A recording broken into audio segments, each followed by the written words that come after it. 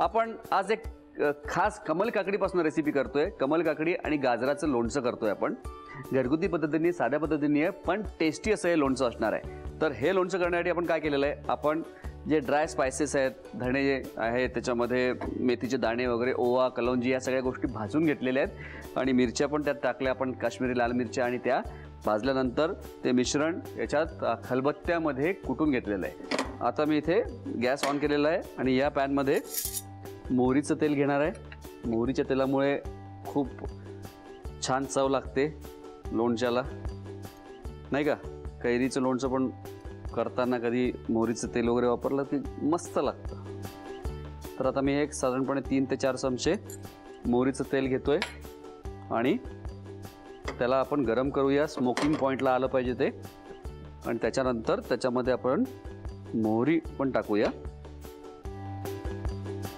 मध्यंतरी आईने साधारणपणे 1.5-2 किलो लिंबू एक दिवस घेऊन आली आई, आणि म्हटली असं काहीतरी करूया म्हणून। त्याच्यानंतर आम्ही मिळून मस्त लिंबाचं गोड आणि आंबट लोणचं बनवलं। साधं थोडंसं त्यालाच कापून उन्हात वगैरे ठेवून, नाही का आपण करतो, साखरेचा थोडासा पाक करून आणि लाल मिरची वगैरे बाकीच्या गोष्टी टाकून, ते पण तुम्हाला मी कधीतरी दाखवीन। एकदम साधी रेसिपी आहे, पण कधी कधी कमी साहित्यामध्ये पण एखादी रेसिपी एकदम जमून जाते, नाही का?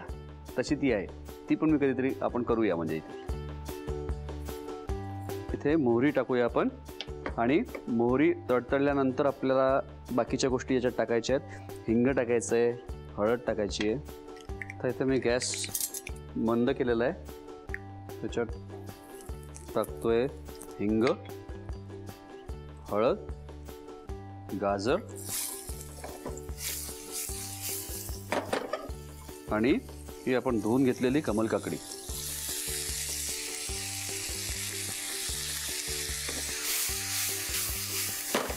त्याचबरोबर याच्यात जाणार आहे हा आपण जो कुटून घेतलेला आहे तो मसाला टाकतो याच्यात। एक 2 चमचे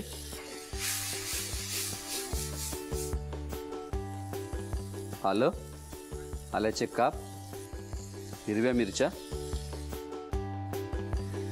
मीठ थोडंसं जास्ती टाकतोय, लोणच्यामध्ये थोडंसं मीठ जास्ती लागतं, ते टाकतोय मी इकडे। आणि त्याचबरोबर मी इथे हा लोणच्याचा मसाला पण टाकतोय, 1.5 चमचा, 1.5 ते 2 चमचे टाकू आपण।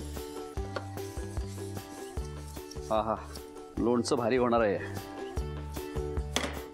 याला मंद आचेवरती एक 5-7 मिनटं त्याला मी मधनं टॉस करत राहणार आहे, म्हणजे गाजर आणि जी कमल काकडी आहे ती सॉफ्ट होईल, नरम होईल। याला मधनं टॉस करतो। त्याला एक 4-5 मिनटं आपण थोडंसं असं स्टीमवरती त्याला सॉफ्ट करून घेतलेल्या दोन्ही गोष्टी, आणि त्याला पूर्ण असं शिजवायचं नाही आपल्याला, थोडंसं असं नरम झाल्या पाहिजे तेवढंच। आणि नंतर याच्यामध्ये मी टाकणार आहे थोडा गूळ,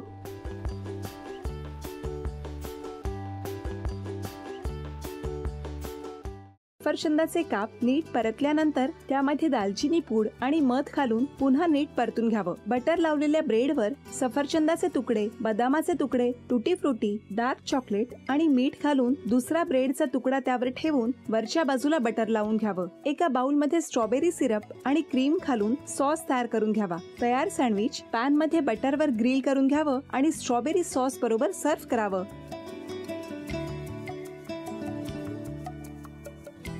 हे जेव्हा बोलत होते तेव्हा मी बघत होतो की या दोघांनी स्वतःचा संसार उभा केलाच, पण स्वतःच्या संसाराबरोबर अनेकांच्या आयुष्यात आनंद निर्माण केला। तो आनंद महत्त्वाचा। हसत राहा, आनंदी राहा असं म्हणत शुभेच्छा देऊया। आणि ही झी मराठीकडून भेटवस्तू डेव्हिड तुमच्यासाठी, अभिनंदन। आणि वहिनींना तथास्तू पुणे यांच्याकडून ही पैठणी,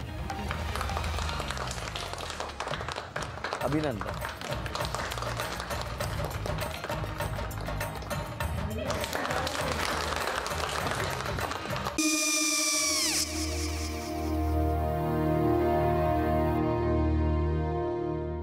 काय गो? हा काय झालं? काय झालं? काय आले मी निकाल लावून आली। हो, पण तिची आईच काय बोलली? तिला वाटलं का सगळ्या निशाने आपल्या चुका कबूल केल्या का? आई मी चांगलं सुनावून आली आहे। त्या तिची बाजू घेत होत्या, पण मी लक्ष दिलं नाहीये। खूप झालं, खूप झालं आता. चांगुलपणा खूप झाला. मऊ दिसलं ना की कोपऱ्याने खणतात ना माणसं, ते असं. अगो पण आईच म्हणली काय तिची, पटला काय ती का? मला माहिती.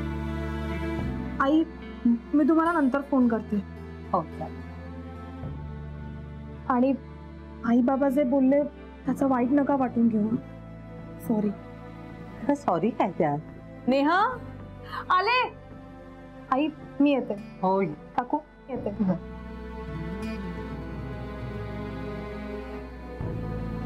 सावकाश जाग. हो हो. मग काय काकू, कधी उडवता लग्नाचा बार?